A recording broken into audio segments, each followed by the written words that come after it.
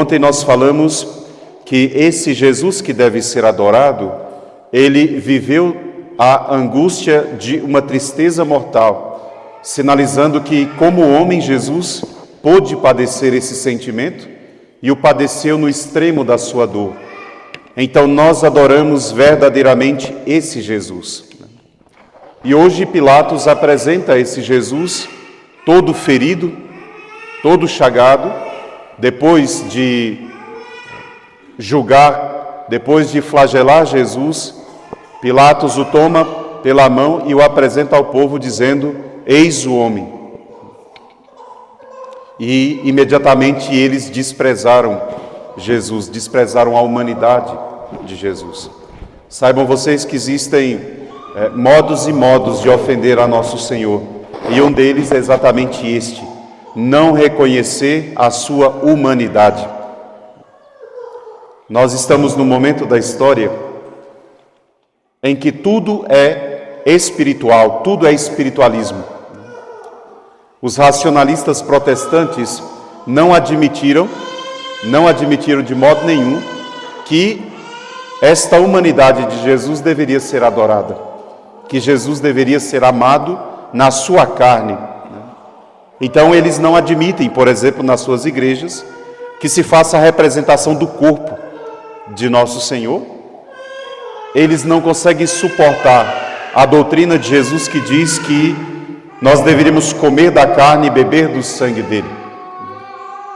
Os racionalistas protestantes são como Judas, que quando nosso Senhor disse no Evangelho de São João: quem não comer da minha carne não vai ter parte comigo, quem não beber do meu sangue não vai ter parte comigo, talvez Judas tenha sido o apóstolo que virou para nosso Senhor e disse: Senhor, mas quem pode ouvir essa palavra? É dura demais. E então nosso Senhor olha para ele e diz, olhando para os apóstolos, diz: e vocês querem ir também? Não querem crer? A verdade é que quem não comer da carne, quem não beber do sangue, não terá a vida em si mesmo e não será ressuscitado, já está morto.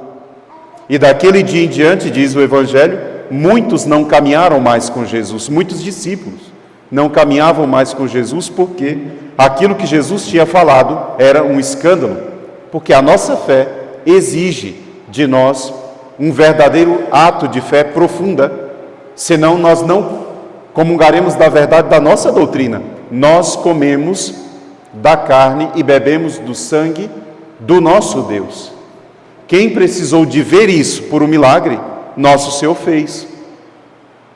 São centenas de milagres eucarísticos que existem na Igreja Católica, em que o pão se transformou em carne, o vinho se transformou em sangue, para que aqueles que duvidassem pudessem ver com os seus olhos e tocar.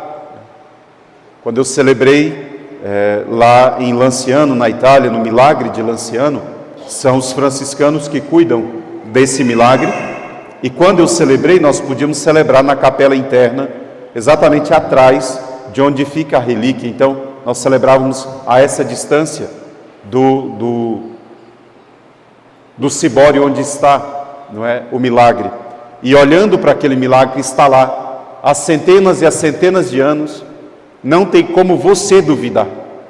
Você pode duvidar do que a igreja diz, se você é um racionalista, mas você não pode duvidar do que a ciência diz, porque um racionalista defende que ele só crê no que a ciência diz, e a ciência foi quem disse que aquele sangue se transformou, aquele vinho se transformou mesmo em sangue, tem o tipo sanguíneo, é vivo, aquela carne é carne do coração, está lá para quem quiser ver. Portanto, hoje também, como ontem, nosso Senhor quer dar mais um passo na nossa compreensão daquilo que cremos. Ontem, Jesus deixou saber que ele sentia uma tristeza mortal na sua alma e que esse sentimento é possível a cada um de nós. Hoje nosso Senhor deixa ver o seu corpo ser flagelado, macerado, para que seja tomado como alimento. Então quem não crê na carne de Jesus, não pode dizer que crê nele, porque o nosso Jesus não é espiritualista como os protestantes creem. Acreditar que Jesus está na carne e esta carne deve ser adorada é para eles sinal de fraqueza. Mas para nós não é, como diz São Paulo. Nós somos sepultados na morte com Cristo para vivermos com Ele, para termos parte no corpo dele, de São Paulo. Então, o que nosso Senhor quer ressaltar para nós hoje, quando beijarmos a imagem do corpo de nosso Senhor, porque é uma imagem, né? Mas quando nós beijarmos esta imagem, esse corpo chagado, nós devemos lembrar que nós estamos fazendo isso em adoração ao corpo de nosso Senhor, assim como a Virgem Maria fez, beijando as faces de nosso Senhor e limpando, porque já estava morto. Que poder pode sair da carne de um homem morto? Nenhum. Mas se esse homem morto é um Deus, que nem a morte pode matar, então para nós a morte não é o mesmo que é para o mundo. A cruz não é o mesmo que é para o mundo. Para nós não é escândalo. Para nós é motivo de glória. Então, quando nós carregamos uma cruz por aí, nós não estamos sinalizando a derrota de Cristo, como dizem os protestantes, mas o sinal da nossa vitória. Não tem nada que mata a nossa fé. Talvez foi isso que os racionalistas não entenderam. Não existe nada nesse mundo que pode matar a nossa fé. Aqueles que fizeram tudo com o corpo de Jesus, desfiguraram o corpo dele, arrancaram a sua barba, esbofetearam, dilaceraram a sua pele com a flagelação. Aqueles que tentaram destruir a carne de nosso Senhor são obrigados a reconhecer que esta mesma carne está glorificada e nós a comungamos em cada Santa Missa e ninguém pode matar. Por isso a igreja dizia: o sangue dos mártires é semente para novos cristãos. Alguém que comungou Jesus, derrama o seu sangue por Jesus, e esse sangue, que para muitos é morte, se torna em vida para muitos outros. Nunca a fé católica será destruída, porque o corpo de Jesus, que eles acharam que tinham destruído, eles não conseguiram. Apesar de toda a ferocidade e toda a crueldade na manipulação do corpo de nosso Senhor, nada pode destruir nosso Senhor, porque Ele é Deus. Então também a humanidade de nosso Senhor precisa ser adorada por nós, em contraste a todas as outras falsas religiões que estão aí pelo mundo pregando doutrinas e mais doutrinas. A nossa, nós somos obrigados a dizer: nós cremos numa pessoa, e esta pessoa é verdadeiro homem e é verdadeiro Deus, e também a sua humanidade deve ser adorada, não só a sua divindade.